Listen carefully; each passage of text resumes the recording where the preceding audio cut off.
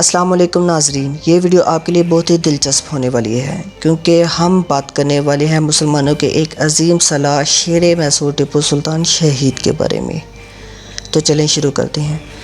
4 مئی 1799 برصغیر کے ایک بہادر مجاہد، تاریخ اسلام کے ایک عظیم جرنیل مملکت اور فیاض سلطان کی شہادت جلیلہ کا دن ہے۔ یہ وہ شہادت ہے جس کے بعد برصغیر میں مسلمانوں کی سربلندی کی تمام امیدیں دم توڑ دی گئیں، حوصلے پست ہو گئے۔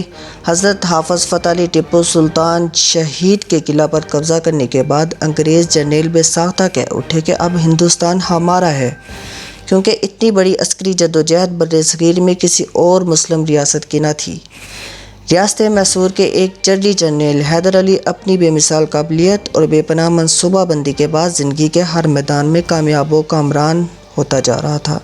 ہر فتح، ہر خوشی اس کے قدم چوم رہی تھی، مگر حیدر علی کے گھر نورینہ اولاد کی کمی شدت اختیار کر چکی، لہٰذا اسے بیٹے کی تمنا اللہ کے ایک ولی حضرت مستان ٹیپو کے در تک لے گئی۔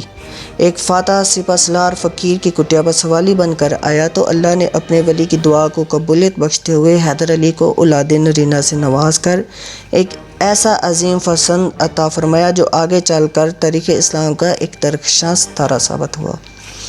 حیدر علی کے بیٹے فتح علی کو ولی اللہ کے نام پر ٹیپو سے شہرت ملی، جس کی تربیت روز اول سے ہی علم و فنون کے اعلیٰ درجات سے ہوئی۔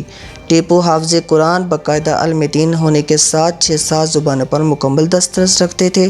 باکمال شاعر مصنف کے ساتھ فن سپاہ گیری میں مہارت حاصل تھی۔ ٹیپو کم عمری کے دور سے ہی جنگوں میں حصہ لینا شروع کر دیا۔ برصغیر کی تاریخ اسی درویش سلطان، دانشمند سالار، ماہر فن تعمیر اور سرفروش غازی سپاہی ہونے کے ساتھ شہادت کے رتبہ عظیم پر فائز کرتی ہے۔ ہندوستان صرف ہندوستان کا ہے کا نعرہ سب سے پہلے ٹیپو سلطان نے ہی بلند کیا۔ اگر ٹیپو سلطان مغل شہنشاہوں کی طرح تنع آسانی اور عائش کی زندگی چاہتا، عیش و عشرت کا دلدادہ ہوتا تو انگریز سے ہر قسم کی سہولت اور رعایت بے شمار وعدے موجود تھے، مگر اس مرد فرہنگ شکن نے عالمی سپاہ گیری میں ایک نایاب درج کرتے ہوئے قیامت تک کے لیے آزادی کے پروانوں اور حیرت پسندوں کو یہ نعرہ مستانہ عطا کیا کہ شیر کی ایک دن کی زندگی گدڑ کی 100 سالہ زندگی سے بہتر اور اعلیٰ ہے۔ ٹیپو سلطان نے مملکت خدادادی سے جاگیرداری نظام کا خاتمہ کرتے ہوئے عوامی فلاح کے لیے ایسے کارہائے نمایاں سر انجام دیے جو دور جدید کی ریاستوں کو بھی توفیق میسر نہیں۔ مسجدیں، مندر، مکتب، مدرسے، ہنرگدے اور مہمان خانے سرکاری خرچ پر تعمیر ہوتے اور سرکار ہی انہیں رواں دواں رکھنے کی ذمہ دار تھی۔ سلطان ٹیپو علم و ادب، تاریخ ثقافت کا دلدادہ تھا۔ اس کے دور میں مملکت کا کتب خانہ عالم اسلام کے بڑے کتابی ذخیروں میں سے ہے۔ ایک تھا کتاب کے سرورق کے اندر صفحہ اول کے وسط میں پنجتن پاک چاروں کو کونوں میں خلفائے راشدین کے نام گرامی، سر پیشانی سرکار خداداد اور نیچے اللہ ہی کافی ہے درج ہوتا۔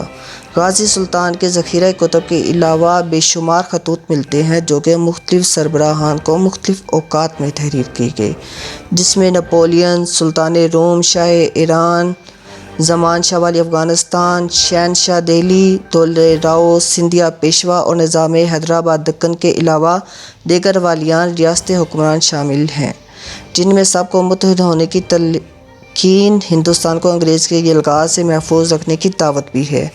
جب غداروں نے قلعے کے دروازے کھول کر دشمنوں کو شہر پناہ میں داخل کرایا تو حضرت ٹیپو نے ہتھیار ڈال کر ذلت کی زندگی پر لڑتے شہید ہونے کو فوقیت دیتے ہوئے مردانہ وار جنگ کی اور جام شہادت نوش فرمایا۔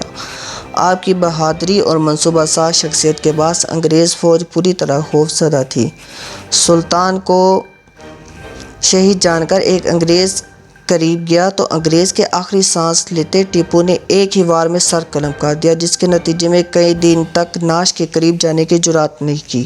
ایک انگریز جرنیل نے شہید کے جسد خاکی کو سلیوٹ کرتے ہوئے کہا کہ آج تک اتنا بہادر آدمی نہیں دیکھا۔ انگریز مائیں اپنے بچوں کو ٹیپو کا نام لے کر ڈرا کر سلاتی تھیں۔ اس عظیم جرنیل کی شوکت و عظمت کا یہ عالم تھا کہ شہادت کے ایک عرصہ بعد مزار پر ایک واسرائے گیا تو فوری طور پر الٹے پاؤں بکھلاہٹ کی حالت میں باہر نکلا۔ ساتھیوں کے پوچھنے پر بتایا کہ سلطان کو مزار میں زندہ محسوس کیا، اس کی ہیبت و جلال کے باعث اندر کھڑا نہ رہ سکا۔ حضرت ٹیپو سلطان عظیم سپہ سالار، حلیم حکمران اور بلند پایہ عالم باعمل شخصیت کے مالک تھے۔ ان کے گمان و جدان میں ایک اسلامی فلاحی ریاست کے قریب کا تصور تھا جس میں وہ بڑی حد تک کامیاب ہوئے۔ 14 اگست 1947 کو قائم ہونے والی دنیا کی سب سے بڑی اسلامی ریاست پاکستان بھی شہید ٹیپو سلطان کے مملکت خدا دادی کا تسلسل ہے۔ آج نسل نو اپنی عظیم المرتب مشاہیر کی زندگیوں کا بغور مطالعہ کرنا چاہیے۔ اپنی درخشاں تابہ ماضی سے اپنے حال کے ماحول کو خوب تر بناتے ہوئے مستقبل کی راہوں کو روشن اور فروزاں کرنا ہوگا، جس سے منزل مراد کا تعین بھی ممکن ہے۔ حصول منزل کے دوران اپنے گردنواہ میں بد کردار اور مفاد پرستوں کا محاسبہ کرنا بھی لازم ہے۔ اپنی صفوں میں میر جعفر، میر صادق کو پہچاننا ہوگا، انہیں پرچم سے دور رکھنا ہوگا۔ ہمیں غلامانہ سوچ کو ترک کر کے حضرت ٹیپو سلطان شہید کے فلسفہ حیات اور جذبہ شہادت پر پہنچا سکیں۔ ہمیں پرچم کی حرمت اور صفوں کی تطہیر پر توجہ مرکوز کرنی چاہیے۔ یاد رکھو، سرنگا پٹم کا قلعہ کسی دشمن نے فتح نہیں کیا تھا، میر صادق جو کہ ایک مسلمان تھا، اس نے دروازے کھولے تھے، لہٰذا تاریخ اس بھیانک کے کردار کا سدباب کرنے میں دیر نہیں کرنی چاہیے۔ کہیں ایک بار پھر وہ اپنے جالوں اور چالوں میں کامیاب نہ ہو جائیں۔ ہمیں لڑنا ہوگا، آخری سانس تک مادر وطن کی حفاظت کے لیے، حرمت کے لیے تاریخ رقم کرنی ہوگی انشاءاللہ۔ مزید نئی اپڈیٹ کے لیے اس چینل کو سبسکرائب کر دیں اور بیل آئیکن دبا دیں۔ شکریہ۔